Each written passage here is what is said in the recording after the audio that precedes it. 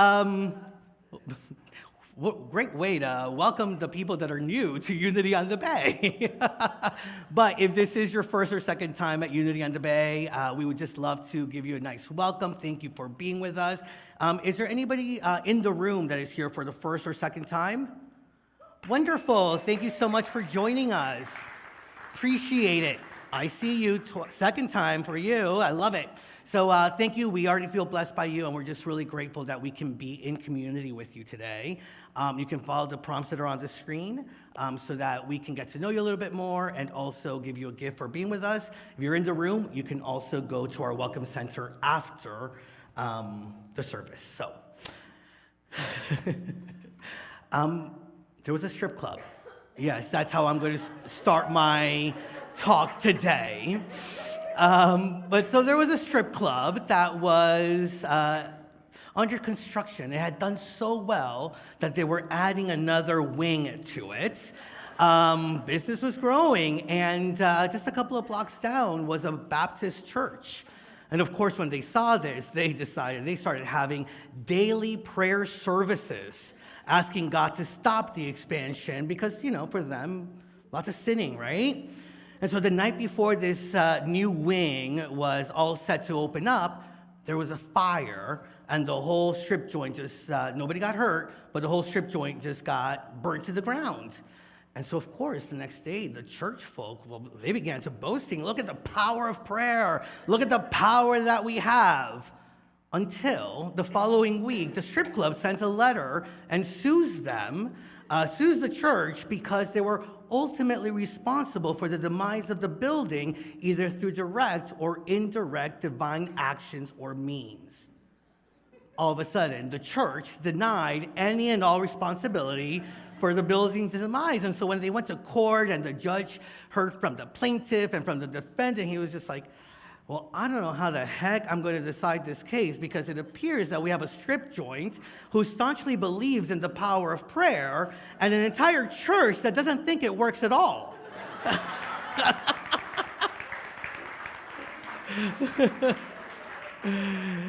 And so the power of prayer, the power of acknowledging our beliefs around prayer and the power that it has in our lives as we are moving into this last part of our three-part series on the 5 Unity Principles. We're going to be talking about the fourth one, which is about, what Dale was singing about, right?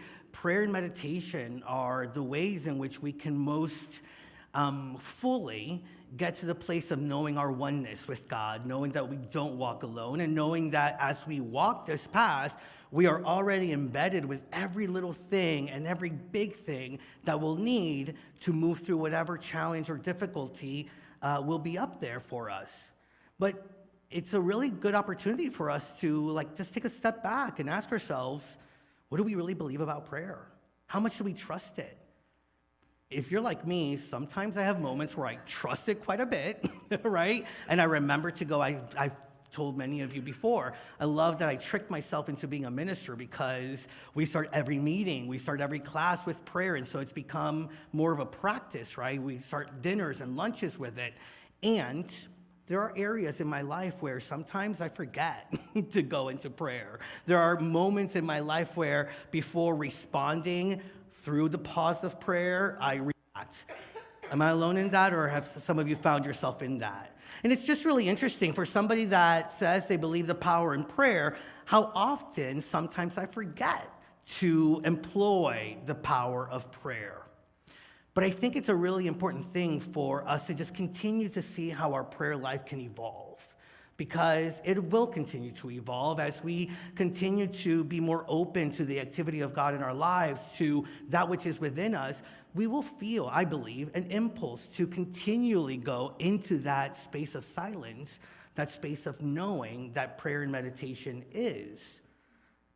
And what do we do in the midst of that journey into it? Unity's core, really, the core consciousness, the core principles, that which we believe in, that which has allowed Unity to expand and be what it is prayer. The movement started as a movement of prayer. I believe that our founders here at Unity on the Bay almost 100 years ago, they answered a call of prayer to come to Miami and establish this community. And I believe that each of us are here, whether we recognize it or not, because there was a spoken or unspoken prayer in our lives, not only to find a community that welcomed us, that celebrated who we are, but that also acknowledged how we ourselves are answered prayers. Just think about that. Not only are our prayers being answered, I believe, but we are also the answer to someone else's prayer. How powerful that is when we remember that.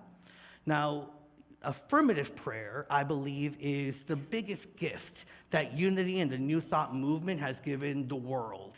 And many of us know that there are many different ways of prayer because we've lived most of those ways, right? Like, how many of us have gone into the prayers of despair?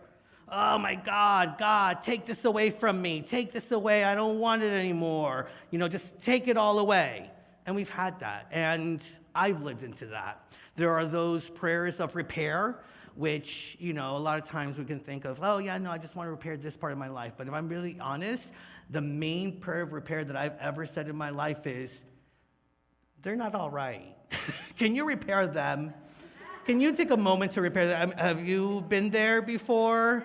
Some of us a little bit more honest about it than others, but yeah, like repair them, repair that which is outside, when in reality, affirmative prayer, what it does is it heals that which is inside of us. It heals that which has kept us from fully acknowledging the way in which God has shown up in us, through us, and into our life and into the life of humanity. And so it's a really important thing, especially as we are moving through so many different energies and so many different things in the world, for us to become even more established in the power of prayer and make it more of a foundation of who we are and how we are in the world. And it's a wonderful progression, these 5 principles. We started with God is everywhere present, the first unity principle. And if that is true, then it must be true that there is divinity within us, because God is present in us. And if that is true, which by the way it is, just letting you know, if that's true, then we are that powerful. We are manifestors, we are creators, and so we create through our thoughts and our feelings. And if that is true, which it is, then for me, then we also then get invited to the 4th unity principle, which is like, wait a minute, if our thoughts and feelings are creative, let's take a moment, let's take a pause to really center ourselves as we are creating. And so the 4th unity principle really reminds us that the power that is in prayer and meditation for that pause, to set ourselves right so that what we create and what we allow to come through and as us is something that uplifts not only us, but other people. Again, being the answered prayer that we have been waiting for and other people are searching for. And then the 5th unity principle, as many of you know, is just, listen, these are principles, but they're just principles unless you put them into action. And so how do we really allow them to be a part of the map and the dynamic of our own very life, and to live from that place of knowing the power that is within us and the power that is within prayer? Mark chapter 11, verse 24 says, "So I tell you, whatever you ask for in prayer, believe that you have received it and it will be yours." I love, believe that you have received it. Because I think it actually goes even further. It's like, know that you have received it, and not believe and know that you have received it because it's some magical thinking that then all of a sudden will, show up. No, believe and know that you have received it because you have. Because everything that we have prayed for, at the core of what we have prayed for, what's underneath the things that we have prayed for, has already been answered, because the answer is always God. The answer is always our own divinity. Our answer is always oneness and how we show up in that oneness. So it already is. It's already established. It's an opportunity for us to center ourselves and direct ourselves from that place of that knowing. And affirmative prayer doesn't make something true. It affirms what is true. It brings to light what already is true. Prayer itself, an affirmative prayer, isn't about changing what's going on outside of us. It's about changing what is going on within us so that then we can be changed and then we can live from that place and be change agents in our own life and in the life of humanity. And so the question for me is like, what are some of the things that I want to shift within me? Feelings of unworthiness, amen? Feelings of being separated or feeling separated from God and other people, amen? Freedom from those thoughts of lack and limitation that have kept me playing small, that have kept me thinking that not having is just the way it's going to be, rather than knowing that everything that we can desire at its core level, which is God, our understanding of God, it's already ours. And so how can we really move into that? I love Ellen Davenport in her book about the 5 principles. Says that prayer is not to solicit God, but to solidify us. It is to refresh and realign our minds and hearts with the divine. It is to affirm the absolute good of the universe. It is to move from the ego, that space within us that believes in limitations, that believes in judgment, that believes that we are less than, that finds the fault in things, to that place of the soul, to contact the Christ of our being and begin to live again from our best selves. We do not beg God for favors, but call forth that which already is ours, the abundance of a universe built on love, seated with intelligence, and responsive to every thought. Prayer brings about miracles because we are the miraculous expression of the infinite. Did you get that? That last part to me is so key. It doesn't create miracles. What prayer does, it allows us to remember that we are the miracle. And when we know and we come into our experiences in our lives from the place of knowing that we are the miracles, what could stop us? What could get in our way of really living into abundance, into really living into joy and having peace of mind? When I think about the kind of life I want to have, I think of wanting to experience a greater sense of love, a greater sense of peace, and a greater sense of freedom. How does that sound to all of you? When I think about that kind of life, then what I remember is that that is the miracle that I was made to live into. That is the miracle of what I'm here to express. And the more that I own it, the more that I actually get to live it. And prayer reminds me, affirmative prayer reminds me of that. And it's just so powerful to really know that the miracles are taking place from us. So that way, when we are moving through some challenging situations, we're not expecting a miracle to just come rain down from heaven. It's actually that we ourselves can show up into that experience as the miracle maker and know that even through this challenge and through this difficulty, I'm going to evolve, I'm going to grow, I'm going to get strong, I'm going to find a greater sense of oneness and connection. If I keep at it, right? If I keep at it and don't let the world of circumstances get a hold or control of me, rather allow the Spirit of God that is in me to have full control over the way in which I respond and live into my life. And it is a powerful thing to know that that is our choice. That is our choice, how we want to live. And so I, today, choose to live from a place of prayer, meditation, stillness. And I also choose to try to go deeper and deeper into that because I know that it's part of my evolution. It's still a part of the journey that I'm on. Affirmative prayer makes us ready, not because of the thing that we are praying for is here, but it's because of the consciousness by which we do it. Prayer, and affirmative prayer, allows us to have the consciousness of openness, receptivity, of trust, and of faith about that which we are praying for. And when we are so open and receptive, haven't you found this, that when you're open and receptive to something, you start to see it show up? And most likely it was always there. We're just much more intentional about seeing it and about experiencing it. And maybe at times, it also is just something new that is on the horizon. And it reminds us that we are not victims of the things that take place in our lives, but that we ourselves are able to create out of anything that comes into life, love, light, and everything that we know God to be, right? I mentioned this the first time, for the first unity principle. For me, God is the potential for good that is at hand. And prayer and meditation not only reminds me of that truth, but allows me to see it more clearly. Now, that means that it really invites us to take a step back from the challenge, the difficulty, and not get so focused on everything that is going wrong or everything that is going not the way that we want to, and start moving into the space of the solution.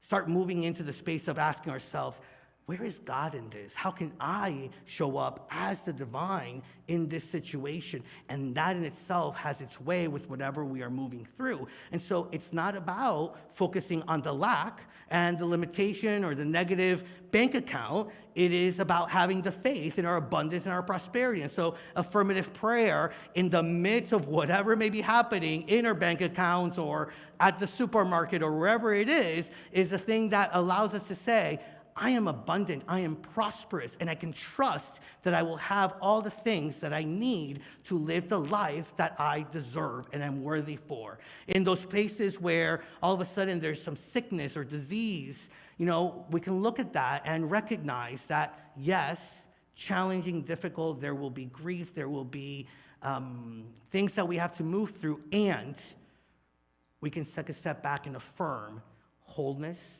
love, and the healing power of God is already at hand. However that healing will take place, however that will show up.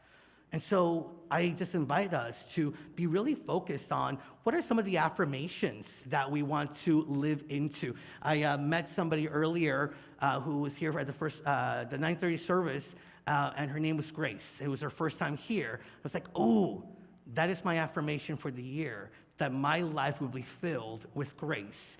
And there she was, right? And so what are some of the affirmations and what are some of the ways in which you want to experience the truth of your being and the truth of God in your life? Now, what happens when affirmations don't work? How many of you have prayed for something and felt it never really came about? I know that sometimes we look back on it, it's like, oh, thank God that prayer wasn't answered. But sometimes it takes a while to get there, right? And I recognize that there are times when we talk about prayers, we talk about affirmations, and there are times when we just don't see the results, clearly at least. For example, we've been praying and affirming our building, our new building, for many, many years. And it hasn't fully come into fruition. And was it last week? I think it was last week, and 2 weeks ago, when we gave a tithe and love offering check to an agency, I came to find out that there were quite a few people that felt like we shouldn't be giving our money away because we needed that money for the new building. And we needed to move into the new building. And I want to say a couple of things because it really invited me to think about that, right? First, to just share with you, we tithe because it is our principle. We tithe because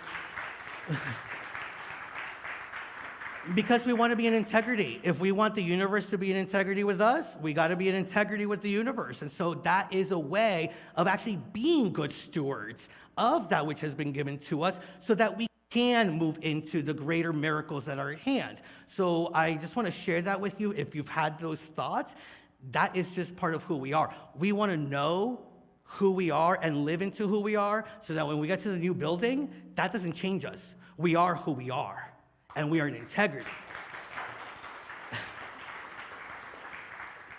But I get it.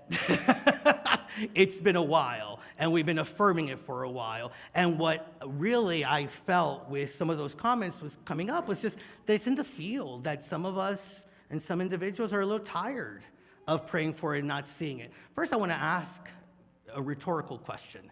How much are we really praying for it? Because it was only until this past year that we added the Tuesday, Thursday, and Saturday 1 o'clock prayer time, and have we been a part of it, right? And so if we believe in the power of prayer, do we just need to affirm it once every couple of Sundays, or can we make it a part of the energy of who we are? And so I just invite you into that.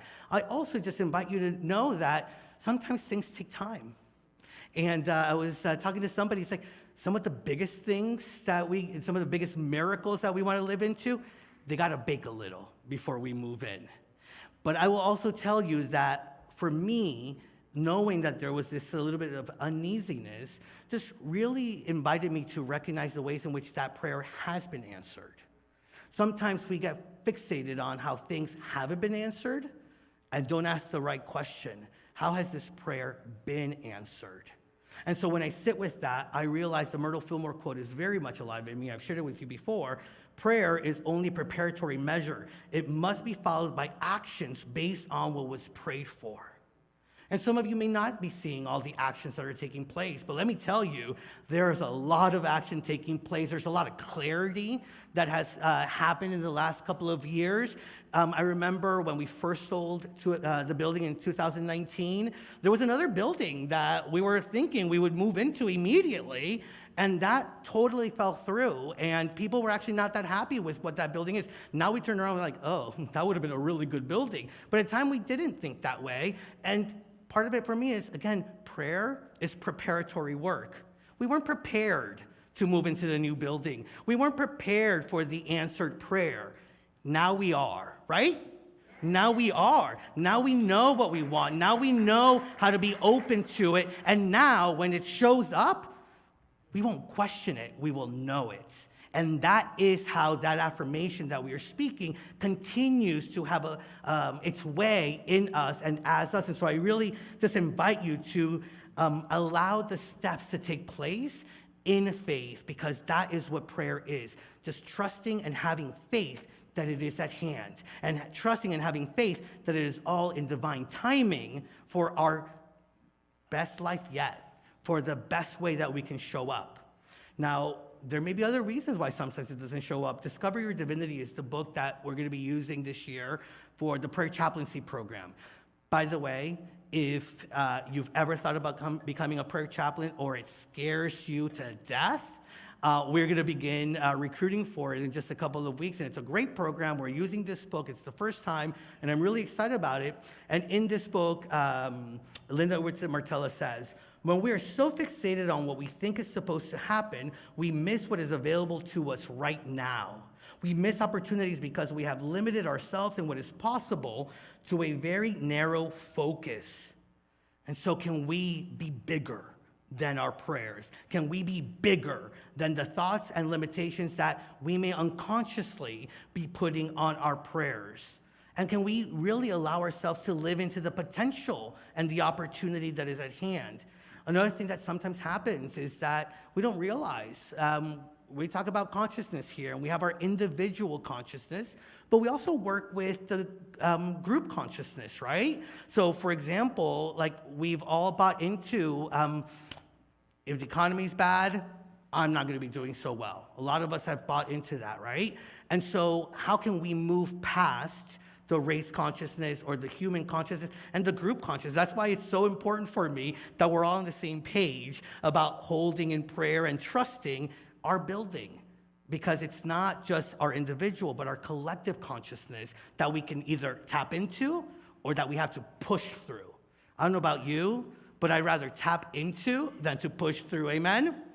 And so how can we continue to do that? So from that place of knowing that we've just got to keep with the faith, we got to keep with the trust that we know that it is at hand, can we speak our affirmation once again? Can we speak knowing that it is taking place? Can we speak letting go of the fears and trusting with faith that it is not only on its way, but it's already manifested, and we're just opening our eyes to finally see it, amen? So let's do it. Speak it with me again. We give thanks that unity on the bay's right and perfect home is manifested under the guidance of God. Now. Listen, I know it's not easy. I know that we have these desires and ways that we want life to be, and living the truth, practicing principle, it sometimes does feel like we're going against the grain. Staying healthy despite turning on the TV and hearing about all the diseases that are at hand and all the things that we could be victim to. It's not easy to move past that. It's not easy to feel ourselves as prosperous and abundant and know that that is the way of our being when we hear about the economic news or the challenges that other people are experiencing. It's not easy to stay true to the core of who we are as divine expressions of God when we live in a society that wants to tell us otherwise. It is not easy to be the face and expression of love when so many times we see inhumanity taking place, and the God that is within, who we are, is greater than any challenge. And our opportunity is to hold in prayer and to hold in meditation that it is possible for us to live into our truth. Myrtle Fillmore also says that a period of quiet and rest each day is your opportunity to establish yourself at the center of your being, the one place where the supply of life and substance is inexhaustible. Each day, you should have a period of stillness when the soul may gather sustaining power and restoring life. I'm all about restoring life these days. In the world that, if I live in that world, gets me tired and gets me sick, I want to be restored in the truth of my being. I want to be restored in the trust and the faith that God is at hand. We don't have to pray for something. We just have to be awakened to the fact that that something is all in God's time, is all in God's presence, and it is taking place in our life. So wherever you're at with your own prayer and meditation, just add to it. Add to it and see about the miracles that take place as a result of you being a miracle that is still, that is knowing, and that is of faith. It's about a shift in consciousness. And as we live from that understanding, not only do we change, but then our world changes. I'm going to leave you with a quote from a modern day prophet, Mos Def. Because we can choose life and choose that which we use to live our life. He says, you're not going to get through life without being worshipful or devoted to something. You're either devoted to your job or to your desires. So the best way to spend your life is to try to be devoted to prayer. And with that, amen. Thank you so much for visiting our YouTube channel. We post new videos every week to keep you positive, present, and inspired to your divinity. Please click on the subscribe button below and also that notification bell. Remember to share this with your friends and your family, those that you know will be inspired just like you have been. And always remember that we love you, that we bless you, that we behold the Christ in you, and we see you doing great things. Thanks and take care.